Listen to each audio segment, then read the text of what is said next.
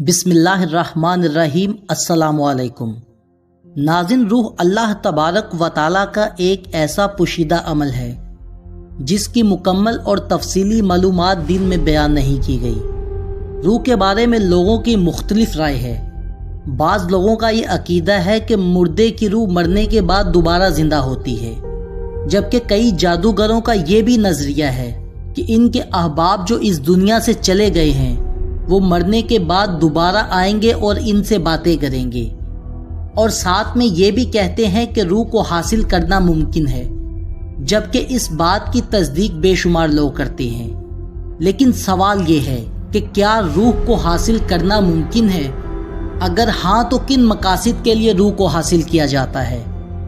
آج کی اس ویڈیو میں ہم آپ کو روح سے متعلق ہر غلط نظریے کو آپ کے سامنے بیان کریں گے۔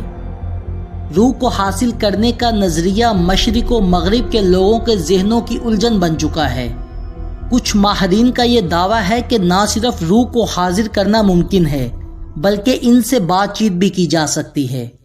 وہ لوگ اس کے کئی طریقے بیان کرتے ہیں، جن میں بعض طریقوں میں جنات اور شیاطین کا استعمال بھی ہوتا ہے، اور اس کا طریقہ کار یہ بتایا جاتا ہے کہ روح کو حاصل کرنے کا عمل ہلکی لال روشنی میں ہوتا ہے، جبکہ اس میں اندھیرا غالب ہوتا ہے۔ اس میں ایک شخص کو لٹا کر تیز آواز میں ذکر و اذکار پڑھا جاتا ہے تاکہ لوگوں کے ذہنوں میں یہ بات آئے کہ آسمان سے کسی پاکیزہ روح سے تعلق قائم کیا جا رہا ہے۔ پھر کمرے کے گرد و نواح سے عجیب و غریب سی آوازیں آنا شروع ہوتی ہیں اور تیز آواز میں سلام کی آواز سنائی دیتی ہے، اور وہ مخلوق اپنا تعارف کرواتے ہوئے یہ کہتی ہے کہ میں ایک دوسری دنیا کی مخلوق ہوں، اور وہ اپنی یہ نسبت بھی بیان کرتی ہے کہ میں ماضی کی فلاں معزز شخصیت ہوں، مثلا اولیاء اکرام، نیک لوگ، عالم اور مشائخ وغیرہ۔ پھر وہ مخلوق چلی جاتی ہے۔ روح کو حاضر کرنے کے دعوے دار دراصل لوگوں کے ذہنوں میں یہ بات پیدا کرتے ہیں کہ آپ کا فلاں دوست یا قریبی رشتہ دار جو اس دنیا سے چلا گیا ہے وہ آپ سے کچھ بات کرنا چاہتا تھا، آپ کو کوئی راز بتانا چاہتا تھا جو اس دنیا میں نہ بتا سکا اور وہ چلا گیا، اور اب اس کی روح بہت بے چین ہے، لہٰذا آپ کو اس کی روح حاصل کروا کے اس سے بات کرنی چاہیے تاکہ اس کی روح کو چین ہو سکے۔ وہ اپنی بات پر یقین دلانے کے لیے جنات کا سہارا بھی لیتے ہیں۔ جنات اس شخص کے خوابوں اور خیالوں میں آ کر اس بات کے احساس کو مضبوط کرتے ہیں، اور آخر کار انسان ان کے فریب میں آ جاتا ہے۔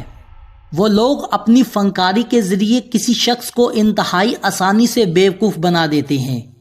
دراصل ان کا یہ اندھیرے کمرے میں عمل کرنے کا مقصد ہی یہی ہوتا ہے کہ کوئی یہ نہ جان سکے کہ اس کے آس پاس حقیقت میں کیا چل رہا ہے، اور جو آوازیں وغیرہ سنائی دے رہی ہیں ان کو نکالنے والے کون لوگ ہیں، اور کافی عرصے تک متاثرہ شخص کو یہ بات سمجھ ہی نہیں آتی کہ اس کے ساتھ سب کچھ کیا ہو رہا ہے، لہٰذا وہ اپنے عزیزوں کے سکون کی خاطر بیوقوف بنتا رہتا ہے، اور بعض اوقات انسان اپنے ایمان سے بھی ہاتھ دھو بیٹھتا ہے۔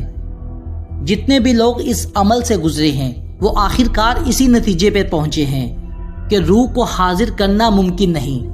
روح کے بارے میں جو بات صحیح اور درست ہے وہ یہ ہے کہ مرنے کے بعد روح عالم برزخ میں چلی جاتی ہے، اور اب اس کو دنیا میں حاضر کرنا کسی کے بس کی بات نہیں۔ عالم برزخ میں اس کے اعمال کے مطابق اس کو سزا یا جزا دی جاتی ہے۔ اگر روح نیک شخص کی ہو تو وہ نعمتوں میں ہوگی، ورنہ وہ روح پریشانی میں ہوگی۔ روح کو اس بات کا قطعاً علم نہیں ہوتا کہ ہمیں دنیا میں حاضر کرنے کے دعوے بھی کیے جا رہے ہیں۔ ناظرین، یہ بات سمجھنا انتہائی ضروری ہے کہ جب روح عالم برزخ میں چلی جاتی ہے تو اس کی نگرانی کے لیے اللہ تبارک و تعالیٰ نے طاقتور فرشتے مقرر کیے ہوئے ہیں، تو کیسے کوئی انسان یا جن اس روح کو نکال کر اس دنیا میں حاضر کر سکے گا؟ لہٰذا تمام واقعات اور حالات کی روح سے یہ بات ثابت ہوتی ہے کہ روح کو حاضر کرنا ناممکن ہے، اور جو بھی شخص اس بات کا دعویٰ کرتا ہے وہ انتہائی غلط اور ایمان کے تقاضوں کے خلاف ہے۔